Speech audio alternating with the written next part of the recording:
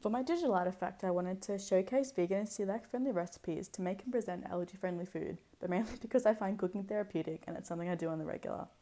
Originally my pitch stated that I wanted to make a YouTube account, but that came from a place of severely overestimating my videography and time management skills.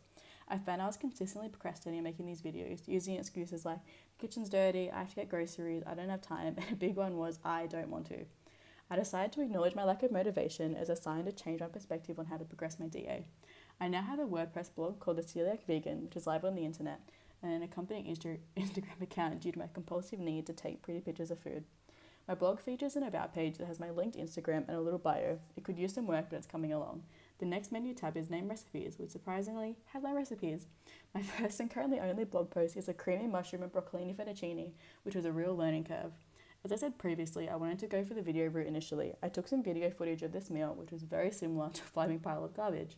I then decided to go with a cheeky time lapse, but only used my hand to hold my phone, which is pretty inconvenient while trying to cook.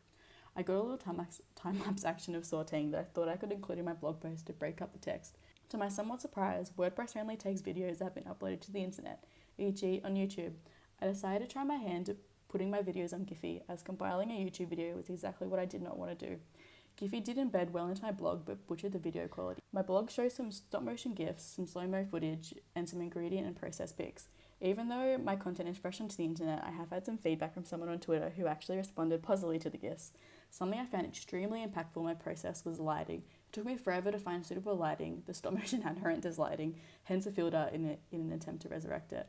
The amount of photos I took of my end dish is actually quite hilarious and exposing. I had to go some with no garnish and some with garnish, and at one point I was literally on the floor trying to get an angle.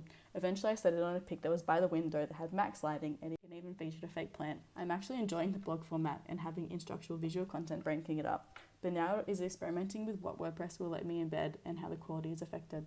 In all honesty, I had a ball taking the photos and very short video footage of cooking. Visuals are definitely something that I find important and can sometimes get carried away with on the pursuit of perfection, which I now know is harder than anticipated.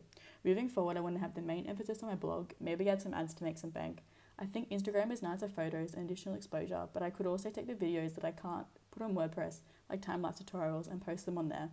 I finally started to get excited about my DA. Taking little snippets as I cook has very little time impact. Typing up the recipe is a little time consuming, but not terrifying. I have a mini Melbourne trip coming up and I'm expecting some vegan food tips galore to be taken. This could also be a good source of content and take my DA in an expanding direction. Be sure to follow my WordPress blog on Instagram for more recipe and food content. Peace.